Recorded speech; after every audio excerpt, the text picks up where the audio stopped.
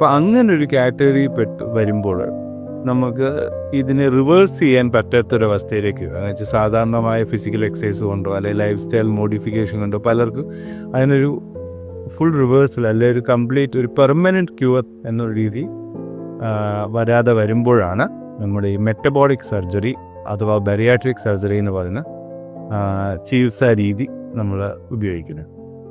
ഇപ്പോൾ ബെറിയാട്രിക് സർജറിയിൽ തന്നെ പലതരത്തിലുള്ള സർജറികളുണ്ട്.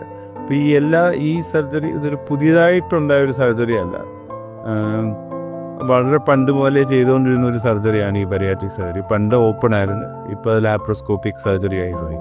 ലാപ്രോസ്കോപ്പിക് സർജറി ആയപ്പോഴാണ് ഇപ്പോൾ കൂടുതൽ ഇതിന് റീച്ച് ആയത്. അപ്പം ഇതിന് 3 തരത്തിലുള്ള ഒരാളുടെ വണ്ണത്തിൻ്റെ രീതിയും ഉണ്ടായിട്ടുള്ള അസുഖങ്ങൾ വെച്ചുമാണ് ഏത് ട്രീറ്റ്മെൻറ്റാണ് വേണ്ടതെന്ന് നമ്മൾ ഡിസൈഡ് ചെയ്യാം. കുറച്ച് എക്സാമ്പിൾസ് പറയുകയാണെങ്കിൽ ചിലർക്ക് ആമാശയത്തിൻ്റെ സൈസ് കുറയ്ക്കുക, അല്ലെങ്കിൽ ഗ്യാസ്ട്രിക് സ്ലീവെക്ടമീസ്, അല്ലെങ്കിൽ നമ്മളിപ്പോൾ ഈ ചെന്ന ഫുഡിൻ്റെ അബ്സോർപ്ഷൻ കുറയ്ക്കുക, ഇതിനുള്ള ഫാറ്റിൻ്റെ അബ്സോർപ്ഷൻ കുറയ്ക്കുക, ഗ്യാസ്ട്രിക് ബൈപ്പാസ് സർജറീസ് അല്ലെ റെസ്ട്രിക്റ്റീവ് സർജറീസ് എന്ന് പറയുന്ന സർജറീസ്. അപ്പം അത് ഡിപ്പെൻസ് ഏത് സർജറിയാണ് വേണ്ടതെന്നുള്ളത് ഓരോരുത്തരുടെ രീതിക്കും അനുസരിച്ച് നമ്മൾ കസ്റ്റമൈസ് ചെയ്താണ് ചെയ്യുന്നത്. പിന്നെ ഇതും കൊണ്ടുള്ള ഗുണം എന്ന് വെച്ചാൽ പലർക്കും പ്രമേഹമുള്ള പേഷ്യൻസിന് ഒരു റെമിഷൻ എന്ന് വെച്ചാൽ ഈ ഡയബറ്റീസ് ഉള്ള പേഷ്യൻറ്റിന് ഡയബറ്റീസ് ഇല്ലാത്ത രീതിയിലേക്ക് വരെ വരാറുണ്ട്, മരുന്ന് കൂടാതെ തന്നെ. അതുപോലെ അവരുടെ BP കൺട്രോൾ ആവുക.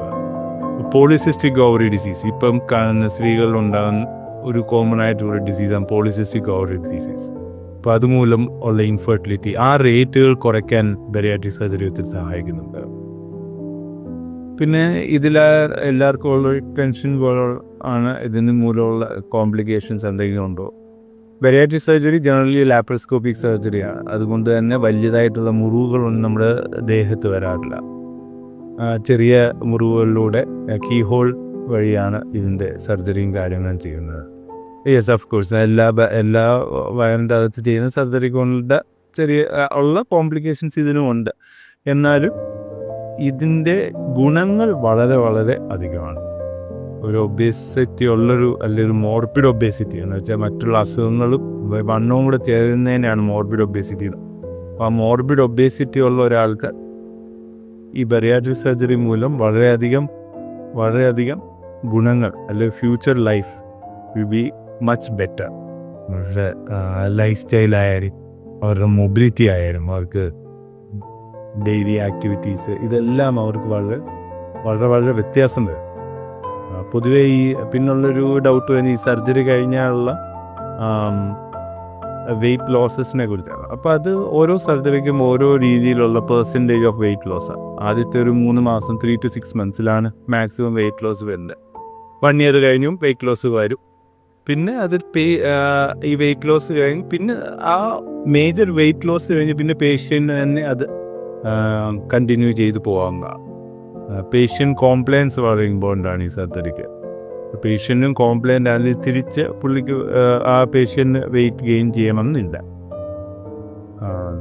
അപ്പോൾ ഇതിനെക്കുറിച്ച് ഫർദർ ഇപ്പോൾ ഇത് നിങ്ങൾക്കോ അത് നിങ്ങളുടെ വീട്ടിലുള്ള ആർക്കെങ്കിലോ അല്ലെ കൂട്ടുകാർക്കോ ഇതുമൂലം ബുദ്ധിമുട്ടുന്ന ആർക്കെങ്കിലും അങ്ങനെ ഡൗട്ടുകളോ അല്ലെങ്കിൽ ഇതിന് ഫർദർ എന്ത് ട്രീറ്റ്മെൻറ്റ് ചെയ്യാമെന്നോ, അത് സർജറി വേണോ അല്ല സർജറി ഇല്ലാതെ ഡയറ്റിലൂടെയും എക്സസൈസിലൂടെയും മാറ്റാൻ പറ്റുമോ എന്നൊക്കെ അറിയാൻ ഇതിൻ്റെ കൂടുതൽ ഡീറ്റെയിൽസായി അറിയണമെങ്കിൽ ഇന്ദിരാഗാന്ധി ഹോസ്പിറ്റലിലെ ലാപ്രോസ്കോപ്പിക് ആൻഡ് ബെറിയാട്രിക് സർജറി വിഭാഗത്തിൽ ആയിട്ട് ബന്ധപ്പെടുക.